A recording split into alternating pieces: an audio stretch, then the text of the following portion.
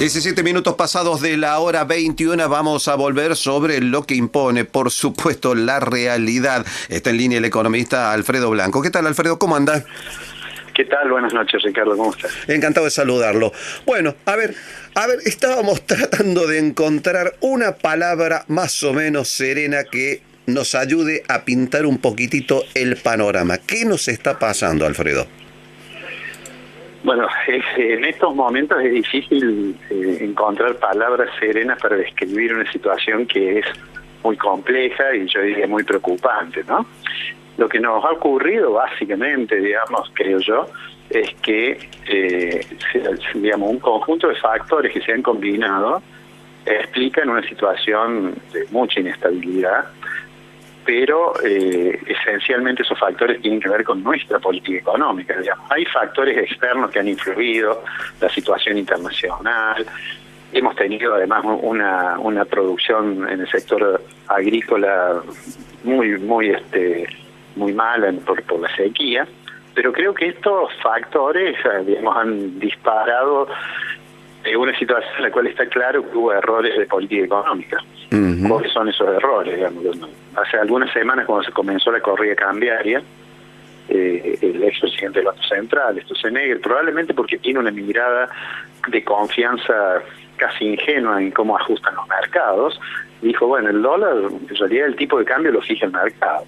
Claro. Y en realidad eso es cierto siempre y cuando el mercado funcione bien. Claro. En un mercado que tiene concentración, donde hay digamos, la posibilidad de que haya maniobras especulativas, es casi ingenuo pensar así. Y eso es, creo yo, lo que explicó que cuando comenzó la corrida el Banco Central vaciló mucho en intervenir.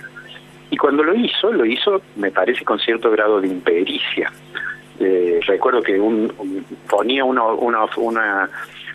oferta de 5.000 millones de dólares y uno decía, bueno, ha decidido disciplinar el mercado. Y al día siguiente lo dejaban correr al tipo de cambio, con lo cual lo único que se logró fue perder en aquel momento algo así como 12 o 13.000 millones de dólares de reservas. Sí, sí. Y en lugar de frenar el tipo de cambio, en realidad lo que pasó fue que se tuvo que ir a Sturzenegger. Digo, esta situación que tiene que ver con esos errores y demás, tiene además por detrás, por lo que a veces, digamos, no aparece tan nítidamente, un fracaso de la política económica en estabilizar el nivel general de precios.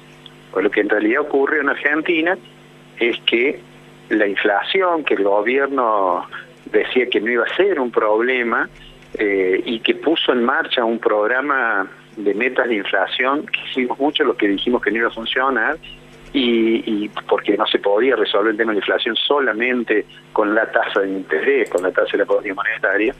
La inflación no es un fenómeno exclusivamente monetario. Y bueno, y lo que ocurrió fue que la inflación empezó a dispararse, entonces el dólar se atrasaba. El gobierno había levantado todo tipo de restricciones a la entrada de capitales y apareció ese negocio que se llama carry trade, que era traer dólares, ponerlos en LEVAC y después salir y hacer una diferencia importante. Y bueno, eso duró un tiempo. Mientras tanto, el gobierno emitía LEVACs para que no hubiera tanto dinero en la economía.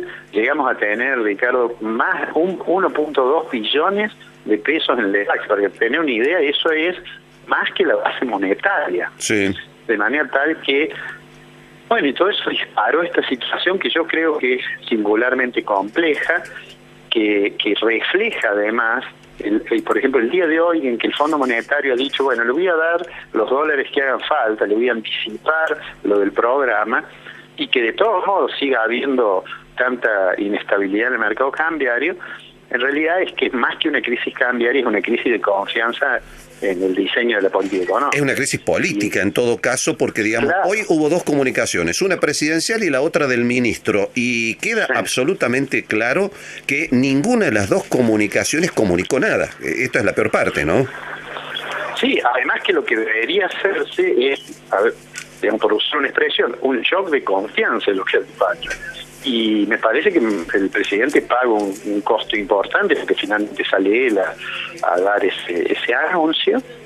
Lo cual no quiere decir que esto no se pueda estabilizar, porque efectivamente, si vienen una gran cantidad de dólares del fondo anticipados, y si además el central usa bien los instrumentos que tiene, como son los encajes, como son, en fin, hay muchos instrumentos, lo puede llegar a estabilizar. Ahora, lo relevante es que después que lo estabiliza, el gobierno debería volver a pensar en la necesidad de un plan integral para estabilizar la economía, porque si no vamos a repetir, pareciera que tuviéramos, digamos, sí, fue que siempre volvemos digamos, se nos vuelve a caer la roca casi desde la cima de la colina y hay que empezar de nuevo, y eso suena de una manera relativamente no dolorosa, pero es terriblemente dolorosa para los ciudadanos. Claro, lo que queda claro es que el mercado le está diciendo al gobierno que no le tiene confianza, ¿no? Para decirlo de una manera simple. Sí, no, es exactamente eso, y lo cual puede parecer casi paradojal, tratándose de un gobierno frente un pro mercado, claro, un gobierno muy pro mercado, sí. Y es un tema delicado, digamos. Yo no digo, digamos, que en general me parece, no es cuestión de anunciar apocalipsis que después no se producen, pero es un tema delicado. Y el gobierno, a mí me da la impresión, por supuesto esto es una opinión, Ricardo, la economía es un territorio de opiniones, pero a mí me da la impresión que improvisan demasiado, sinceramente. Claro, lo que ha faltado a lo largo de todo este tiempo es el enunciado de alguna idea, algún tipo de propuesta, una metodología de abordaje, una meta, en fin, ¿no? Todo eso. Sí, y para eso, para lograr eso, yo soy de la opinión que además tiene que haber un ministro. Tiene que haber un ministro que coordine las acciones. Mira la historia argentina, Ricardo, tenemos para elegir la crisis que nos guste. Vamos a ver que en todas las crisis, las salidas generalmente estuvieron asociadas a un ministro de Economía que coordinaba todo. Y uno le puede o no gustar, ¿no es cierto? Digo, en marzo del 67 el ministro era Cleber Bacena. No le puede no gustar que Bacena, pero era el ministro. Y en el 85, cuando la inflación en junio del 85 llegó al 29%, Alfonsín dijo, bueno, el ministro es Surril, y era el ministro para ejecutar el austral y la reforma monetaria de aquel momento. Así, uno puede no gustarle los 90, ahora el ministro era Cavallo, y no le puede gustar a uno de la posconvertibilidad. Ahora tuvo un ministro, fue Roberto Labaña, que era el ministro.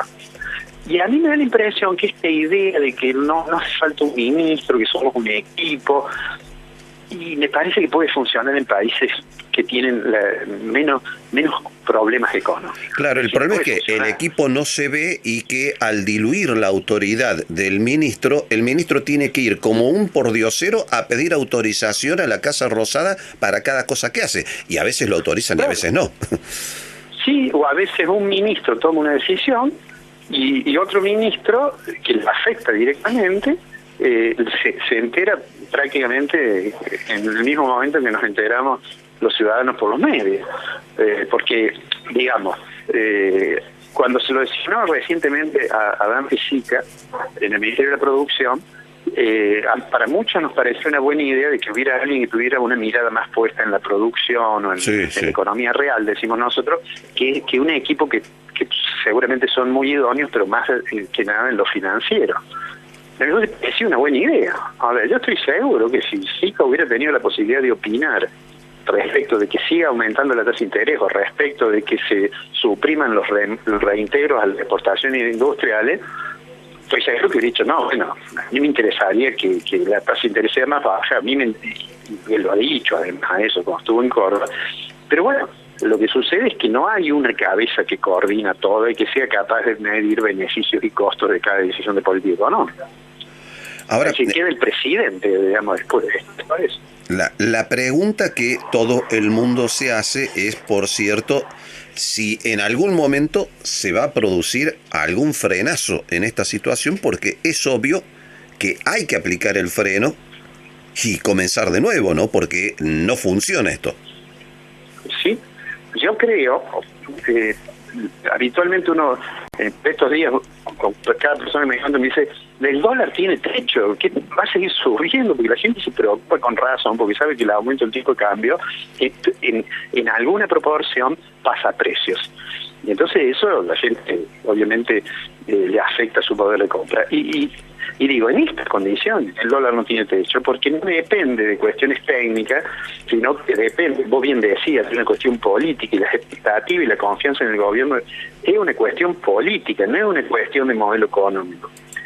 Entonces, digo, superado esto, con los instrumentos que podrá disponer, sigue pendiente los problemas que había antes de la corrida. Y los problemas que había antes de la corrida era una inflación que el gobierno había puesto una meta, que la modificó el 28 de diciembre del año pasado, y que ya cuando la modificó ni siquiera esa meta no le creían.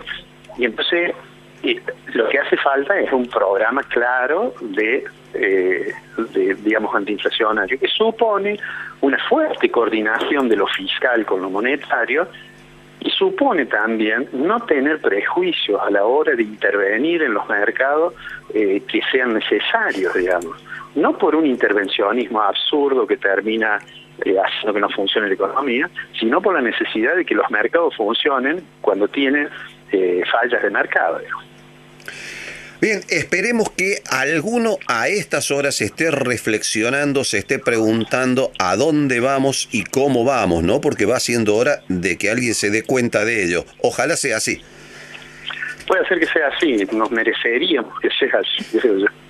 Sí, porque esto de vivir siempre a los saltitos puede parecerle divertido a algunos, pero se torna un tanto cansador, ¿no? Sí, además creo que es insalubre. Sobre todo eso. Sobre todo en una sociedad ya fuertemente crispada, esto no hace nada por serenar los ánimos. Seguro, claro. Alfredo Blanco, un gusto como siempre haberlo escuchado. Un abrazo y hasta la próxima. Un gusto, Ricardo. Buenas noches.